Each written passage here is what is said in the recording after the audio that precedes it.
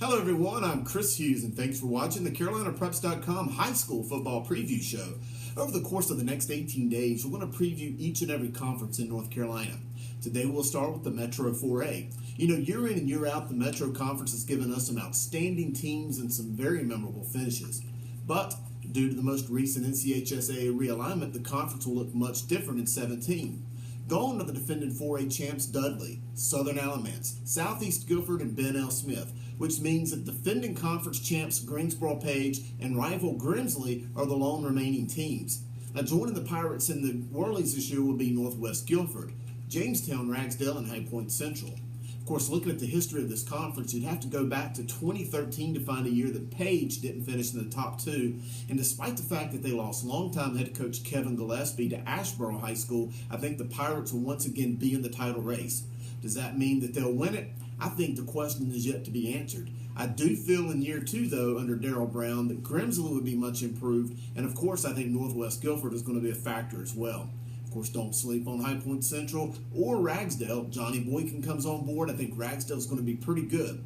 Now, let's go to the hotline right now and talk to Page head football coach Jared Roffus to get his perspective not only on his Page Pirates, but the Metro Conference for the season. And now here on the hotline, joined by the new Page head football coach, Jared Roffus. Coach, thanks for getting on here and joining us this morning. I know that you guys are about to head out for practice today, first official practice of the year, and I know your time's been limited, taking over not that very long ago at Page. So thanks for coming on with us, and how's everything going with the team? Well, first of all, I appreciate you having me, and on this beautiful morning, first day of practice, we're excited to get out on the field and do our thing and continue what we kind of installed and worked on last week during our mini camp. So it's been good. I mean, the kids have responded really well. We've been able to put a really, really good staff together between some guys that were already there that I kept, as well as some guys that I brought in myself, and created some really good balance with, just guys that can generate some real positive ideas and create a, real high system of accountability, which is kind of how I like to do things. So it's been good. The kids have been great. We're just kind of eager for, today and everything moving forward. Well, you're taking over a program that it's no secret has been one of the best 4A programs in the state under Coach Gillespie. He moves on, and also moving along with him, some seniors, Will Jones, who passed for almost 7,000 yards in his career, Javon Leak. I mean, that's a lot of offensive production. So there's a little bit of unknown in terms of some of the offensive playmakers. Can you give us an idea of who some of these next generation guys are going to be that we should be listening for this year? Yeah, I mean, we're still sorting through some of that. I mean, we're pretty pleased with some things we've seen so far, but offensively, I mean, you're dead on. You look at their roster the last two seasons, and they've been really good, laced with a lot of talent going back 2 years ago with, the kid at Clemson, the kid at Gardner-Webb, and Leak, and the Jones. I mean, they've been very, very talented, the last 2 years. And last year having Leak and Jones back and the big wideout that graduated as well. So we've got some kids who have played. We've got Nick Baker, Naseem Alston, both wideouts who played a significant amount of time for him last year. Assad Alston kind of in the slot for us. And again, another kid, that smaller guy that's played a decent amount. Keandre Page, who was the running back. He's kind of known for the guy who played against Dudley when they beat Dudley last year because Javon Leak was out due to injury. So he's played some adequate reps. And then obviously replacing a quarterback and a significant number of linemen. I think that gets misconstrued. A lot of people think there's 4+ linemen back, which is not accurate at all. We've only got really 2 guys who have played and an additional guy who's played a little bit. So, it's a work in progress. Our quarterback is the brother to Keandre Page. His name is Javondre Page, and he's a rising sophomore. Really happy with what he's done for his age. To this point, I think he's a kid that's going to be a good one as he progresses through the next 3 years for us. So, we're just trying to piece the offense together right now. It's been exciting. It's been fun, and the kids are responding really well, and I think we got the tools to be successful. Now, I did see one of your defensive players at the Shrine Bowl callback combine, and speaking to a lot of coaches in the area, they do feel the defensive side of the ball could be a real strong suit for the Pirates. Yeah, I mean, I told our guys, obviously we haven't hit or anything yet, so I haven't seen the full-blown, deal from a defensive standpoint, but just watching them and our drills and the stuff where we're hitting pads and hand shields and all that stuff, we got some guys on defense that can play. We've got several really, really good linebackers. Obviously, the Tisdale kid who's committed to Virginia Tech. Alex Gray, who's a 4-year starter for Page, now going into this year, started about game 2 or 3 as a freshman.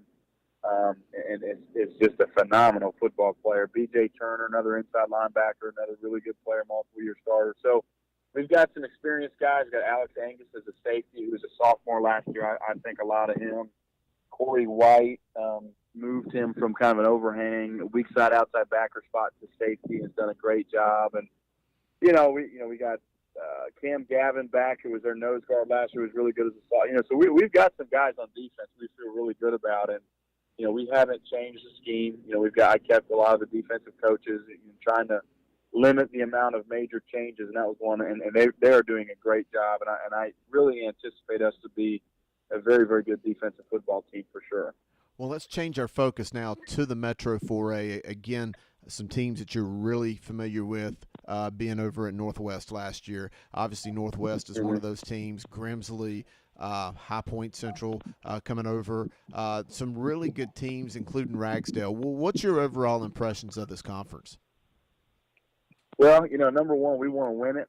That's our goal. Is kind of a byproduct of doing the right things, preparing ourselves, moving into the playoffs, and being the top seeded team out of our conference. But you look at other teams, obviously starting with Northwest, and obviously I'm very familiar with their personnel and what's going on. Even Kevin Wallace, who was at Glenn, schematically got it. We've got somewhat of a feel for what he likes to do, and I don't know how much he'll change or not. Then you look at teams like High Point Central, Ragsdale, and Grimsley. Grimsley's a team to me that's going to continue to get better. Coach Brown, to me, is one of the better coaches around. Does a great job, really connects those kids and whatnot. I don't really know a lot about Ragsdale and High Point Central coming back. I know both, lost some seniors, but returned some guys too that were players for them. But, it's a really good conference, a lot of really good coaches. Obviously, there's been some changes in the coaches, with Coach Norwood leaving, obviously Coach Wallace coming in to Northwest and whatnot. So it's going to be interesting, but our goal is to win it. So we're gonna plan it that way and just keep it rolling. Well, I certainly believe that the Pirates are going to be among the teams that should be the favorites.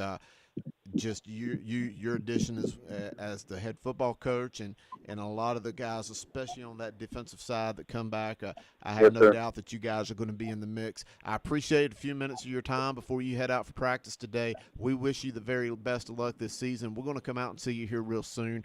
Anxious to see what you guys have going on, and thanks for everything today.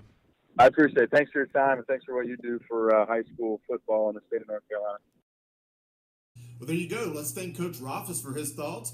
In conclusion, I still feel that despite the fact that Page lost nearly all of their offensive production from a year ago, as we mentioned, Will Jones passed for nearly 7,000 yards. Despite all of those losses, I think that Greensboro Page is going to be one of the top teams in the league, and I think that it will have to at least go through them. So I expect Page to be on top. Now, of course, again, I think Grimsley's going to be in the mix, and I certainly think that Northwest Guilford's going to be in the mix. So, as is always the case, there's going to be some tight games, some very hotly contested games. So you're still going to have to watch the games on Friday night to see this thing play out. But I do think that Page is probably your top team. So there you go. That's your preview for the Metro 4A Conference. And again, guys, thanks for joining us here on this preview of the Metro 4A for CarolinaPreps.com. I'm Chris Hughes. Again, thanks for joining us. Make sure you follow us on Twitter at CarolinaPreps1.